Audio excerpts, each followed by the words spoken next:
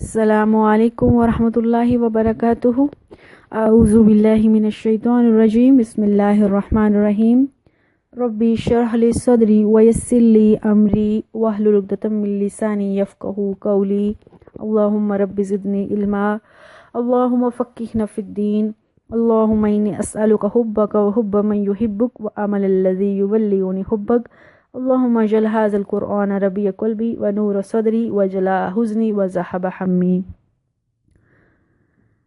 सूरह अल-बक़रा पारा नंबर 2 आयत नंबर 153 से आज इंशाल्लाह हम पढ़ेंगे। लास्ट टाइम आयत नंबर 152 तक पढ़ा, जिसमें हमने तहवील काबा के बारे में डिटेल से पढ़ा कि खाना काबा किस तरह से उसकी डायरेक्शन पहले बैतुल मुक़द्दस की तरफ मुसलमान मुँह करके नमाज़ पढ़ते थे, फिर अल्लाह ताला ने काबा बैतुल्लाह की तरफ मुँह करने का हुक्म दे दिया।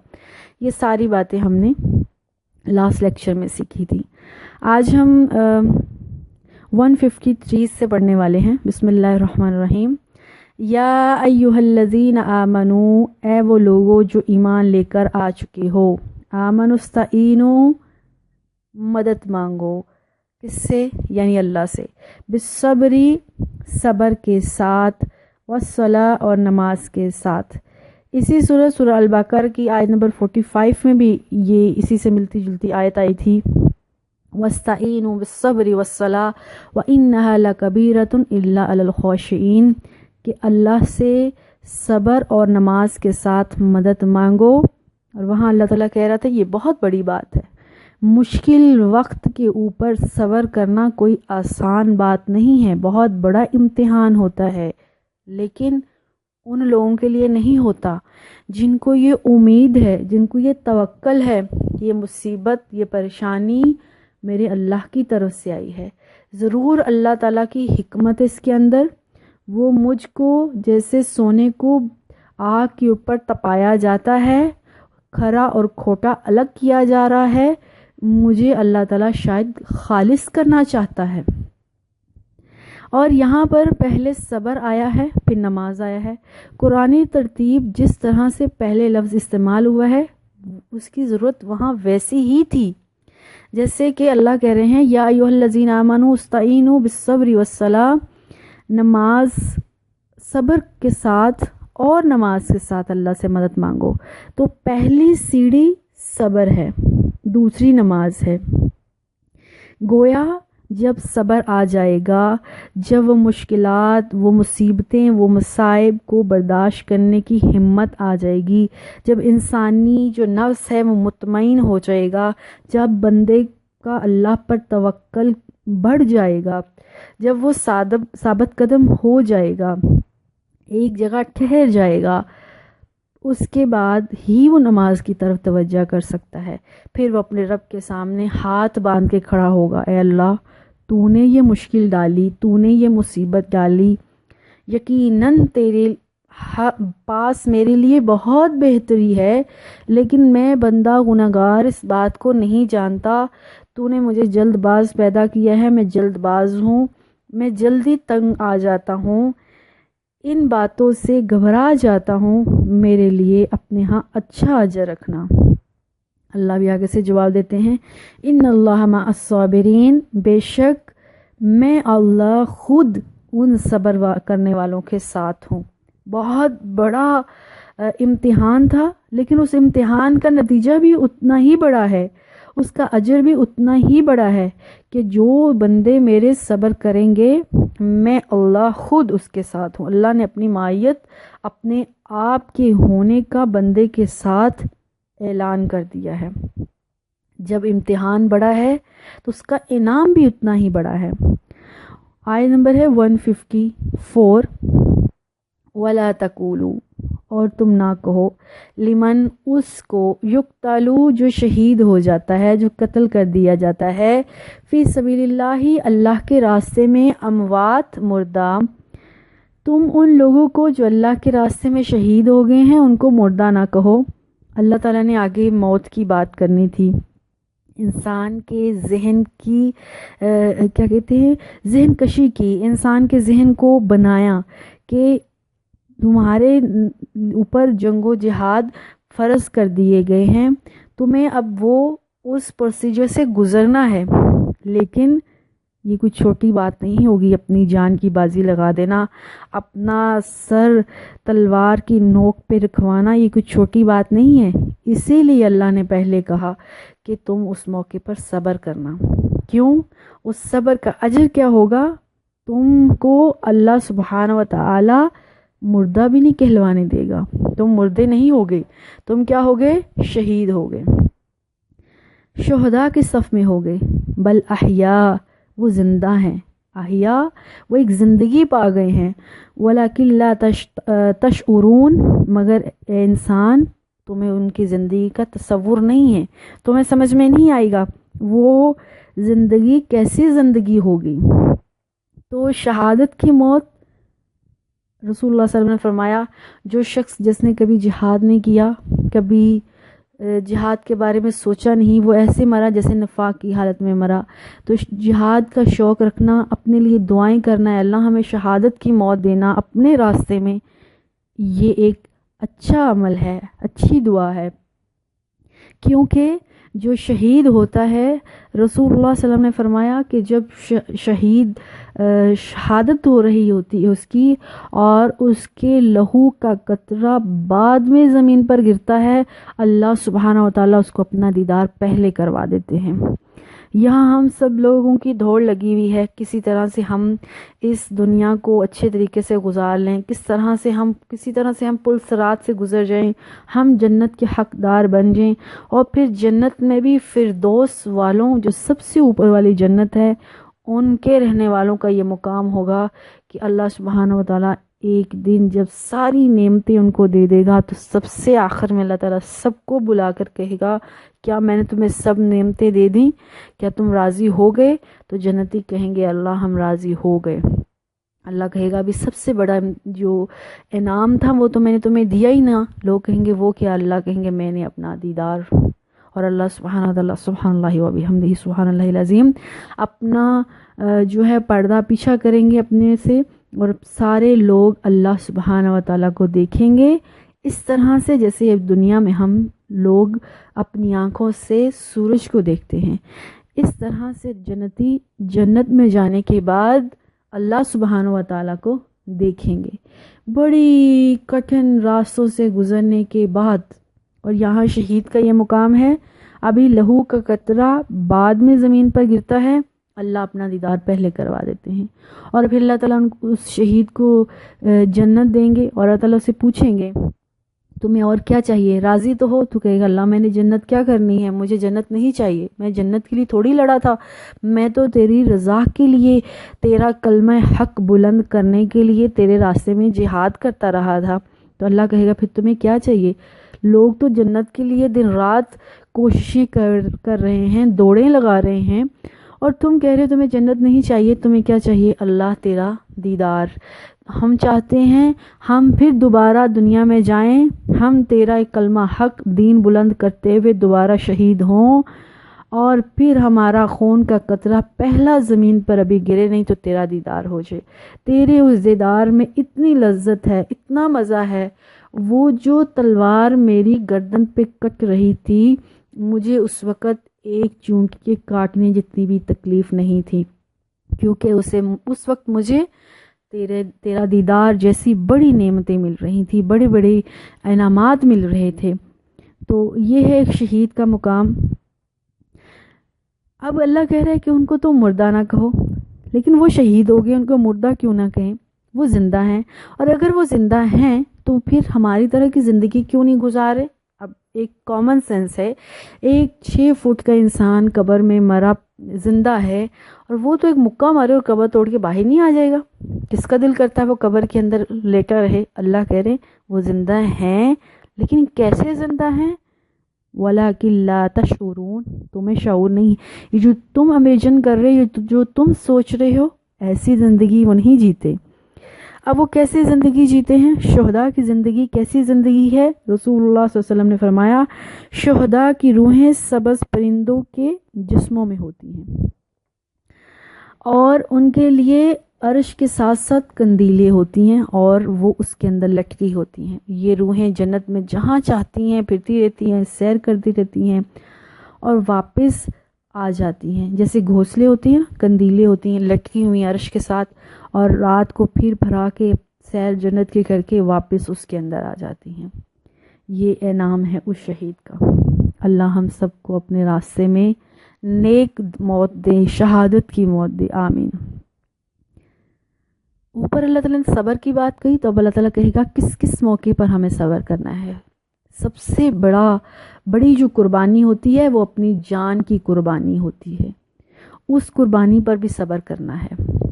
پھر اللہ تمہیں احیا دے گا، تمہارے اگلے پچھلوں کو، جن کا کوئی شہید ہو گیا اس کے پچھلے والوں کو اللہ تعالیٰ جنت دے گا، اچھا اجر دے گا۔ اور کس چیز پر صبر کرنا ہے؟ آیت نمبر 155، وَلَنَبْلُوَنَّكُمْ، اللہ تعالیٰ کہہ رہے ہیں ہم تم کو ضرور آزمائیں گے۔ زندگی ہے ہی مشکل کا نام، زندگی ہے ہی آزمائشوں کا نام۔ سکون اطمینان تو صرف جنت میں ہے۔ یہ تو ایک پروسیجر ہے، یہ تو ایک چکی ہے جس میں پسنا ہے، اور ہر ایک کو پسنا ہے۔ وَلَنَبْلُوَنَّكُمْ، ہم تم کو ضرور آزمائیں گے، بِشَيْءٍ مِّنَ الْخَوْفِ، بہت سی چیزوں سے آزمائیں گے۔ سب سے پہلی چیز کیا تھی؟ سب سے بڑا امتحان، آیت 154، موت۔ وہاں پر بھی ہم نے تمہیں آزمایا، اور جو اس آزمائش میں پورا اترا اللہ نے اس کو احیا دے دی۔ اس کو اللہ تعالیٰ نے مردہ کہنا بھی منع کر دیا، بلکہ کیا لفظ دیا اس کو؟ شہید۔ اور آیت 155 میں کیا کہا؟ ہم تمہیں بہت سی چیزوں سے آزمائیں گے۔ وہ کون سی چیزیں ہوں گی؟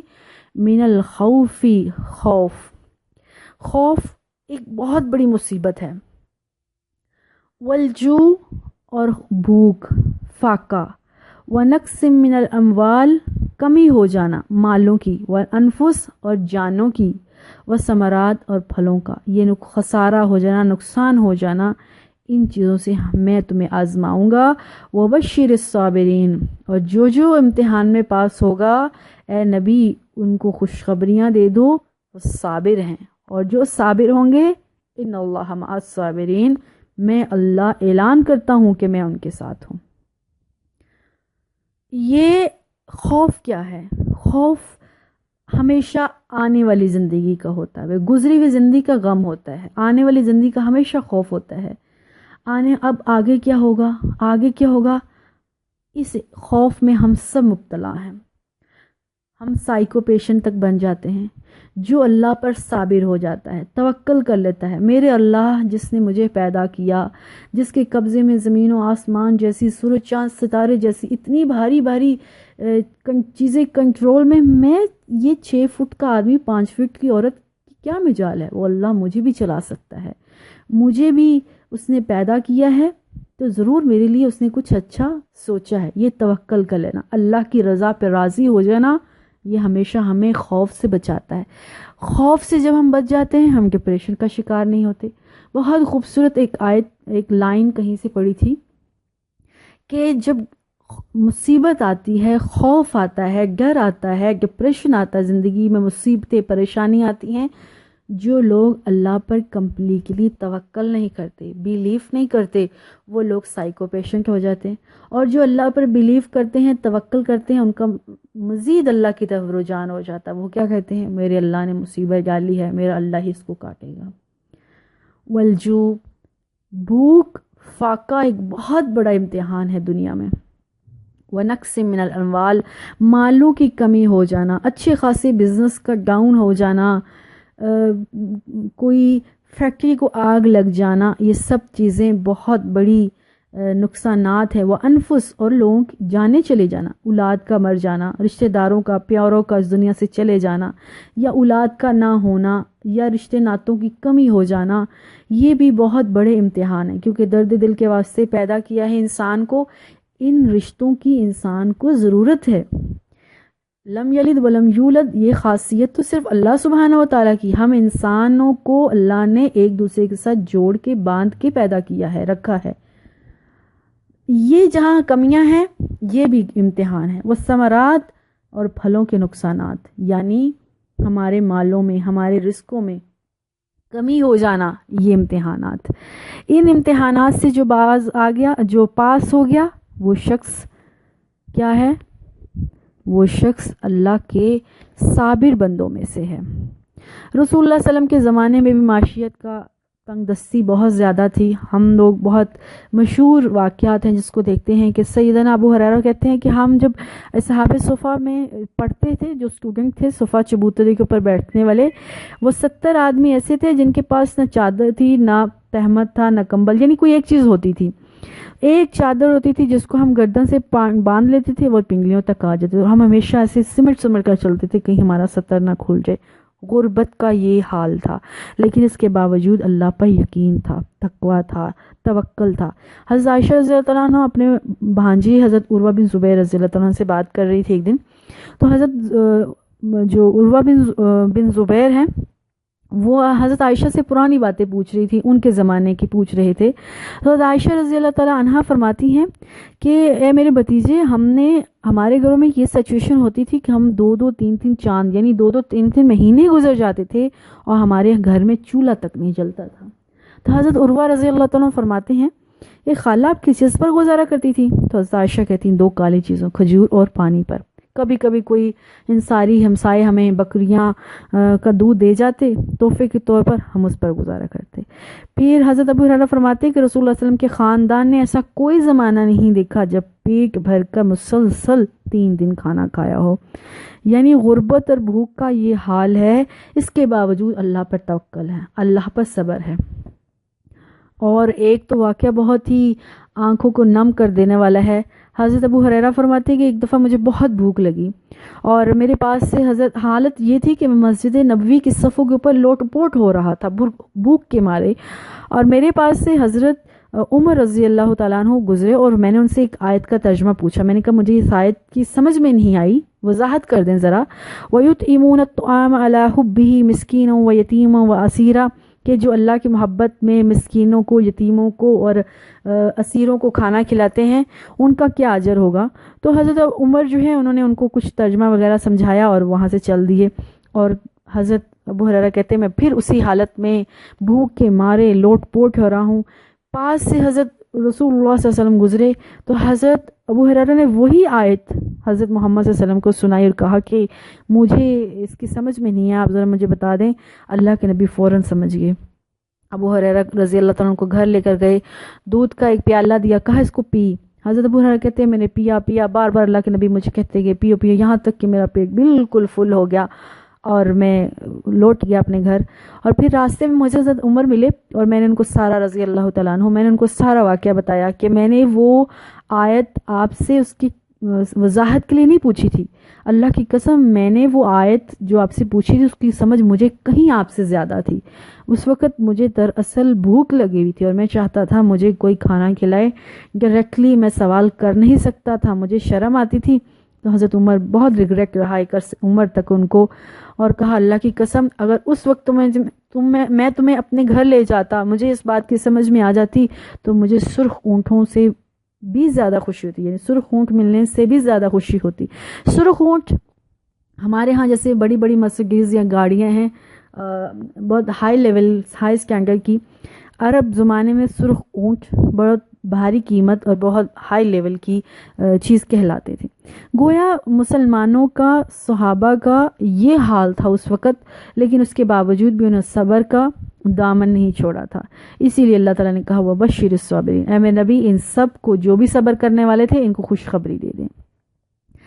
اذا جب اصاب الذین، وہ لوگ، کون سے لوگوں کو صبر کی تلقین کرنی ہے؟ اچھا یہاں پر آیت 151 کو ذرا غور سے دیکھیں، والثمرات تک تو آ گئے، یعنی یہاں پر آیت ابھی وبشر الصابرین پر کمپلیٹ ہوگی، لیکن اللہ کی ایک بات والثمرات تک کمپلیٹ ہوگی۔ وبشر الصابرین، خوشخبری دے دیجئے صبر کرنے والے۔ اب صبر کرنے ہیں کون سے لوگ ہیں صبر کرنے والے؟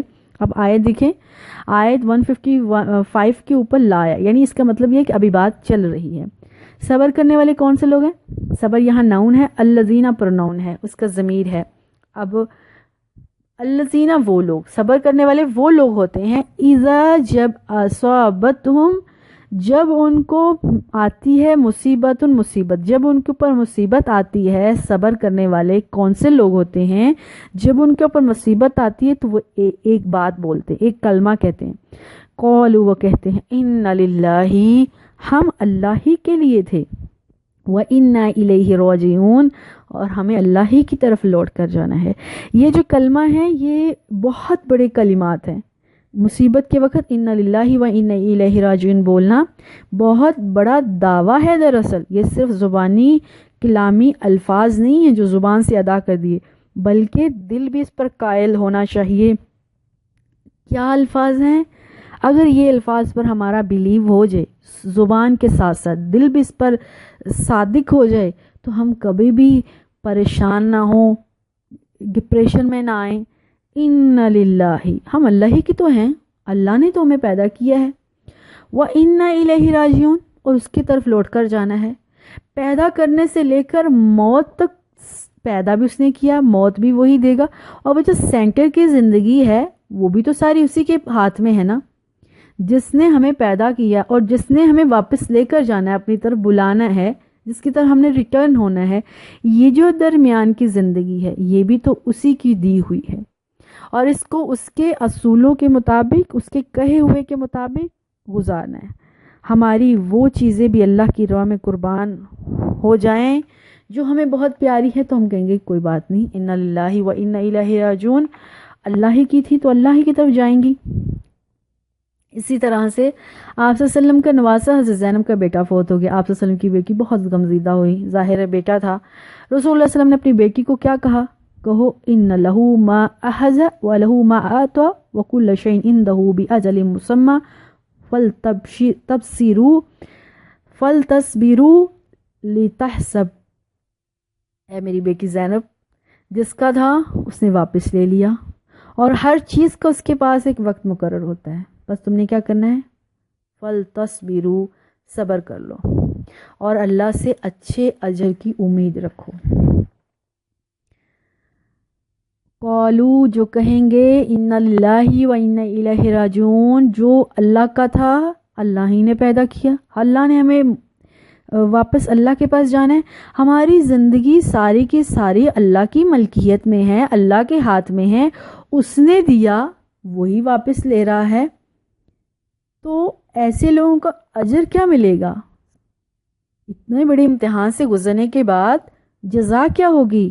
اولئک، یہ سارے کے سارے وہ لوگ ہوں گے، علیہم جن کے اوپر صلواتم درود ہوں گے، رحمتیں ہوں گی، من ربہم ان کے رب کی طرف سے۔ سبحان اللہ، اللہم اجعلنا منہم، اللہ ہمیں بھی اپنی رحمت میں، ورحمہ اللہ تعالیٰ کی رحمتیں، اللہ تعالیٰ کی برکتیں، اللہ تعالیٰ کی عنایتیں ان کے ساتھ ہوں گے۔ وَأُولَئِكَ اور یہ سارے کے سارے لوگ ہم المہتدون، ہدایت یافتہ، اللہ نے سرٹیفکیٹ دے دیا، اللہ تعالیٰ نے ان کو دنیا میں سند دے دی ہے کہ جو صبر کرنے والے ہیں میری طرف سے ان کے اوپر درود ہیں، ان کے اوپر عنایتیں ہیں، ان کے اوپر رحمتیں ہیں، اور میں اعلان کرتا ہوں کہ یہ لوگ سیدھے راستے پر ہیں، بس یہ کامیاب ہو گئے۔ ان بے شک، آیت نمبر 158، ان بے شک الصفا جو صفا ہے، والمروہ اور جو مروہ ہے، صفا اور مروہ، من شعائر اللہ اللہ کی نشانیوں میں سے ہے، اللہ کے شعار میں سے ہیں۔ فمن جو حج کرے گا، البیت اللہ کے گھر کا، او اعتمرا یا جو شخص عمرہ کرے، فلا جناح اس کے اوپر گناہ نہیں ہے، علیہ اس پر، ان یطوفا کہ وہ طواف کرے، بہما ان دو صفا اور مروہ کی پہاڑیوں پر۔ ومن تطوع خیرن جو کہ بڑھ چڑھ کر نیکی کرے گا، فإن اللہ تو اللہ بھی شاکرن بڑا قدردان ہے، علیم جاننے والا ہے کوئی کیا نیکی کر رہا ہے۔ صفا اور مروہ اللہ کی پہاڑیوں، اللہ کی نشانیوں، یہ پہاڑیاں جو ہیں اللہ کے نزدیک نشانی ہیں، شعار ہیں۔ شعار کہتے ہیں وہ مقدس چیزیں جو اللہ کے ہاں بہت قیمتی، بہت اعلیٰ درجہ رکھتی ہیں۔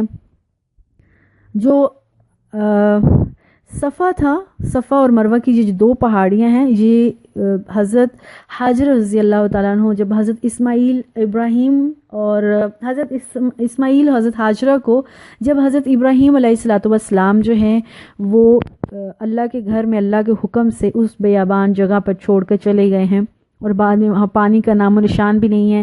حضرت ہاجرہ اپنے بیٹے کو پانی پلانے کے لیے کبھی صفا کی پہاڑی کی طرف دوڑتی ہیں، اوپر چڑھ کے پہاڑی کے اوپر دیکھتی ہیں، کہیں دور سے شاید کہیں کوئی پانی نظر آ جائے، وہاں سے نہیں ملتا، پھر بھاگتی ہیں، مروہ کی سائڈ پہ جاتی ہیں۔ اس طرح سے حضرت ہاجرہ رضی اللہ تعالی عنہا نے صفا اور مروہ کے درمیان 7 چکر لگائے، لیکن کہیں پانی نہیں ملا، اور جہاں پر حضرت اسماعیل لیٹے ہوئے تھے انہوں نے اللہ کے حکم سے ایڑیاں ماری، اللہ کے حکم سے ایک فرشتہ آیا اور وہاں پر چشمہ پھوٹ پڑا۔ بہت بڑی بات ہے، اس کے اندر بھی ایک سمجھنے والی ہمارے دل کے لیے۔ آج ہم بھی مائیں ہیں، اور کتنی مائیں ہیں جو کہیں دوڑیں اور ان کا دوڑنا سنت بن جائے، ان کا دوڑنا حج کے مناسک میں سے یا قیمتی باتیں بن جائیں، اور کتنے بچے ہیں جو روئیں اور رونے کی وجہ سے ان کی ایڑیوں کے نیچے سے چشمے پھوٹیں۔ ایسا نہیں، یہ تب ہی اجر اور صلے ملتے ہیں جب ماں ہاجرہ جیسی ہو، بیٹا اسماعیل جیسا ہو رضی اللہ تعالی عنہم اجمعین علیہ الصلاۃ والسلام۔ اور وہ ہاجرہ علیہ الصلاۃ والسلام جس نے اتنی قربانی دی، اللہ نے اس کے دوڑنے کو حج کا رکن بنا دیا ہے، اور اس کے بیٹے کی ایڑیاں جہاں پہ لگتی ہیں اللہ نے وہاں سے زمزم کے چشمے پھوڑ دیے ہیں۔ تو اللہ سے دعا ہے اللہ ہمیں وہ جگہ دیکھنے کی توفیق دے، ہم بھی وہاں پر دوڑیں، حضرت ہاجرہ اپنی اماں کی اس سنت کو زندہ کریں اور دعائیں کریں، اللہ ہمیں بھی ہاجرہ رضی علیہ الصلاۃ والسلام جیسی ماں بنا دے، ہماری گودوں سے بھی اسماعیل علیہ الصلاۃ والسلام جیسی اولادوں کو پیدا کر، آمین۔ بے شک صفا اور مروہ اللہ کی نشانیوں میں سے ہے۔ پھر زمانہ گزرتا گیا، زمانہ جاہلیت کا آ گیا، لوگوں نے مشرکوں نے صفا پہاڑی کے اوپر ایک بت اصاف رکھ دیا اور مروہ پہاڑی کے اوپر ایک بت نائلہ رکھ دیا، اور لوگ اس کا طواف کرتے تھے۔ یعنی وہ اس بات کو بھول ہی گئے تھے کہ حضرت ہاجرہ نے وہاں کیوں دوڑ لگائی تھی، سعی کیوں کی تھی۔ لوگ یہ سمجھنا شروع ہو گئے تھے کہ لوگ کیا کرتے تھے، صفا پہ جو اصاف ہے اس کو چوما، ہاتھ لگایا اور مروہ کی طرف گئے، مروہ پر نائلہ جو بت پڑا تھا اس کو ہاتھ لگایا، گویا کہ وہ اصاف اور نائلہ بت کی پوجا میں لگے ہوئے تھے، ان کو راضی کرنے، وہ بات بھول ہی گئے تھے۔ وہ جو سنت تھی، وہ جس وجہ سے اللہ تعالیٰ نے دوڑنا کہا ہوا تھا، وہ اس میں انہوں نے شرک اور اس طرح کی بت پرستی ایجاد کر دی۔ زمانہ گزرتا گیا اور جو صحیح عقیدہ کے لوگ تھے وہ صفا مروہ کا طواف صحیح کرنا ہی چھوڑ گئے۔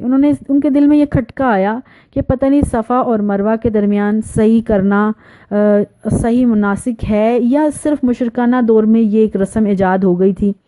اب زمانہ بیتتا گیا، لوگوں نے باقی خانہ کعبہ کا طواف کرنا تو جاری رکھا، لیکن صفا مروہ کی جو طواف ہے صحیح ہے، اس کو لوگوں نے چھوڑ دیا۔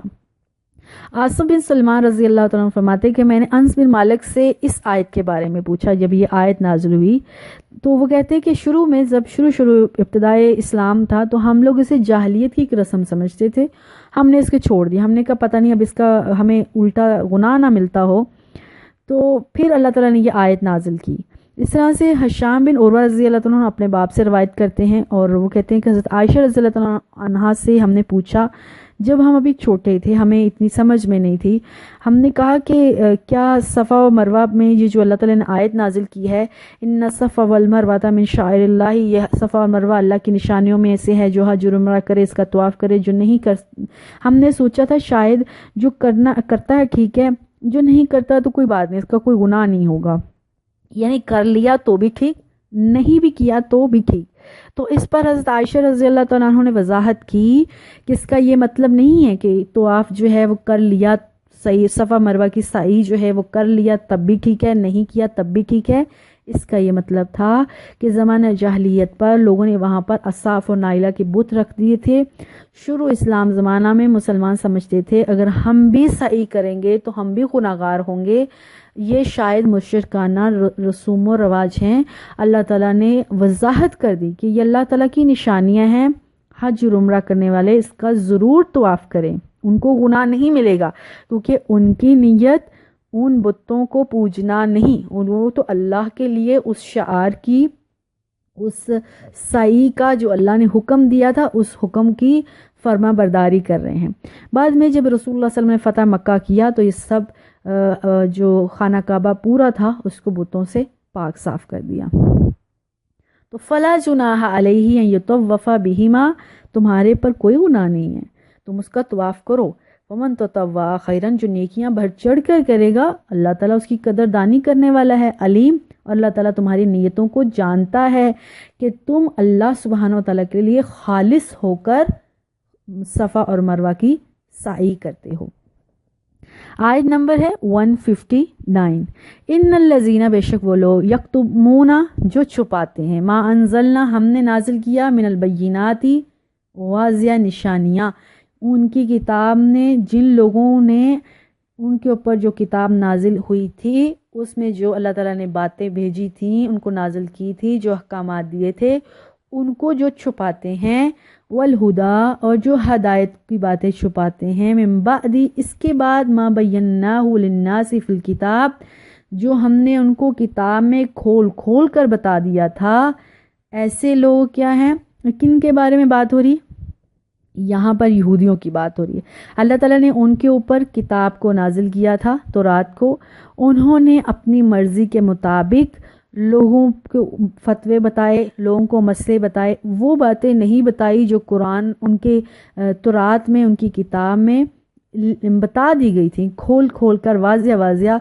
جو مسئلہ ان کو پسند آتا تھا وہ تو کتاب سے اخذ کر لیتے تھے، جو مسئلہ کتاب میں ان کے پسند کا نہیں ہوتا تھا وہ اس کو نہیں لیتے تھے۔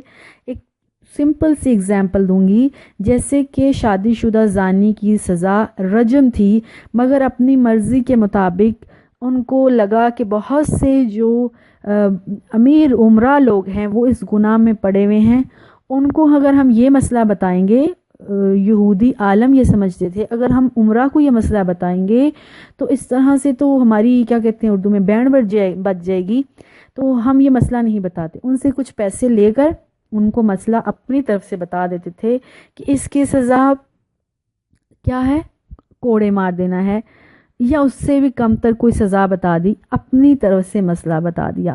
تو اللہ کہہ رہے ہیں کہ یہ لوگ اصل میں جو قرآن وہ تورات میں بات تھی اس کو چھپا رہے تھے۔ ان کے ایسے لوگ جو دلائل کو، ہدایت کی باتوں کو چھپاتے ہیں، اولئک، یہ سارے وہ لوگ ہیں، یلعنہم اللہ، اللہ نے ایسے لوگوں پر لعنت کی ہے، ویلعنہم اللہ لاعنون، اور جو لعنت کرنے والی مخلوقات ہیں اللہ کی ساری، وہ بھی کیا ہے، ان پر لعنت کریں گی۔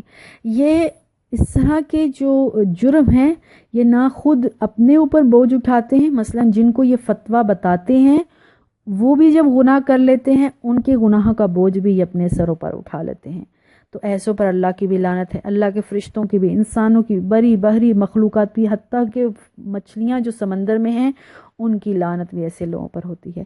اللہم لا جعلنا منہم، اللہ ہمیں سیدھے راستے کی ہدایت دے۔ الا الذین، مگر وہ لوگ، تابو، جنہوں نے توبہ کر لیا۔ اللہ کہہ رہا ابھی بھی اگر کوئی سمجھ جاتا ہے، توبہ کر لیتا ہے، وَأَصْلَحُوا، اور اصلاح کر لیتا ہے اپنی، وَبَيَّنُوا، اور لوگوں کو کھول کے مسئلہ دوبارہ سمجھا دیتا ہے۔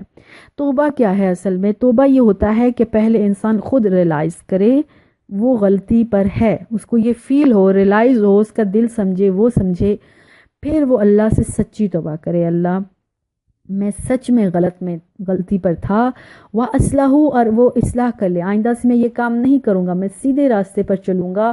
وَبَيَّنُوا، اور جن لوگوں کو اس نے غلط مسئلے بتائے تھے اس کو جا کے صحیح مسئلے بتائے، تو ایسے لوگ، اولئک فاولئک اتوب علیہم، اللہ کہتا ہے میں بھی ایسے لوگوں کی توبہ قبول کروں گا، وانا التواب الرحیم، اور میں توبہ قبول کرنے والا، رحم کرنے والا ہوں۔ ان الذین کفروا، جنہوں نے توبہ نہیں کی، جنہوں اپنی اصلاح نہیں کی، جو اسی کفر پر رہے، ان الذین، بے شک وہ لوگ، کفروا، جنہوں نے کفر کیا۔ کفر ہوتا ہے دراصل ایمان نہ لانا، اللہ کا سرے سے انکار کر دینا، واماتوا، اور وہ مر گئے، وہم کفار، اور وہ کافر ہی تھے، کفر حالت میں ہی مر گئے، उलाइका ये वो लोग हैं, अलैहिम इनके ऊपर लानतुल्लाही अल्लाह की लानत होगी, वल मलाइकती और अल्लाह के फरिश्तों की लानत होगी, वन्नासी अजमाइन और जितने भी लोग हैं उन सब की लानत होगी। अल्लाहुम्मा ला जअलना मिनहुम, अल्लाह हमें ईमान पर, इस्लाम पर नेक और सालिहा मौत देना, आमीन।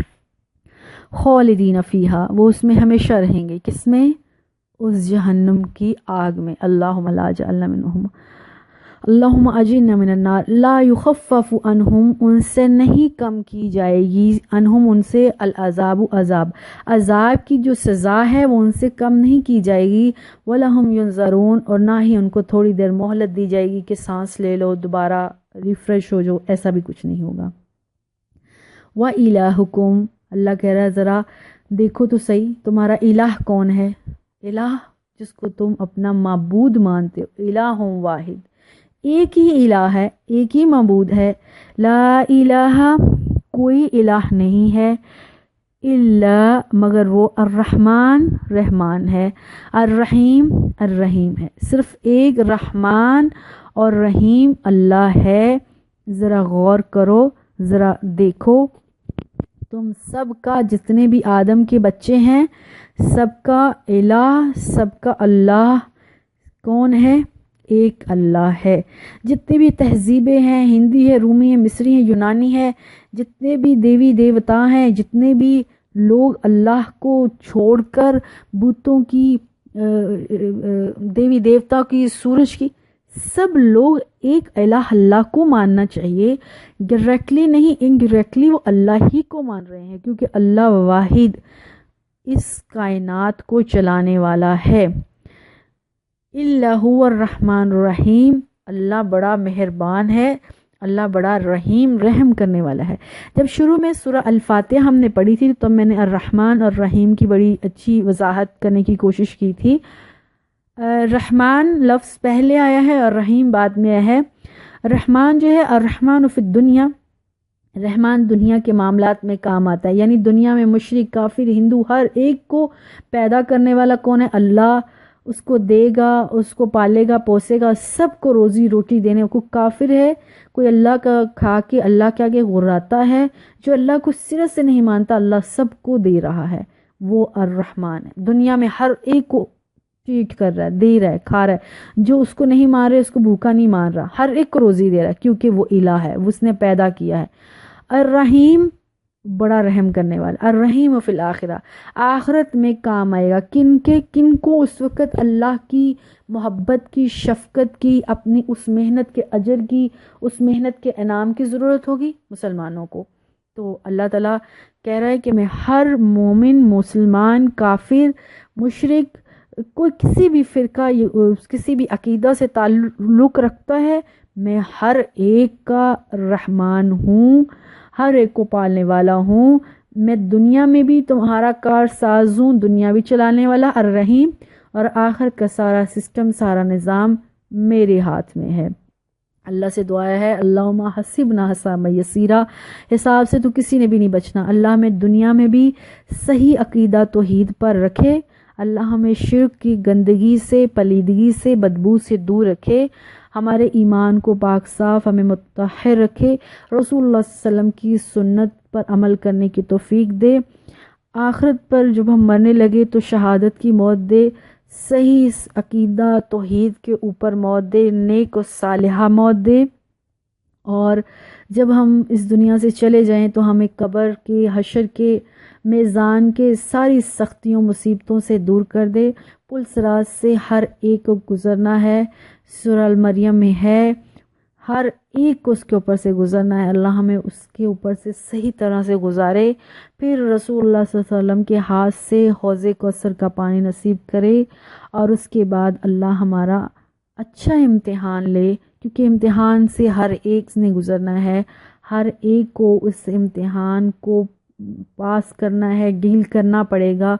तो अल्लाहुम्मा हसिबना हिसाबन यसीरा, अल्लाह हिसाब तो होना ही होना है, हज़रत आयशा कहती हैं, तो क्यों ना हमसे आसान हिसाब लेना।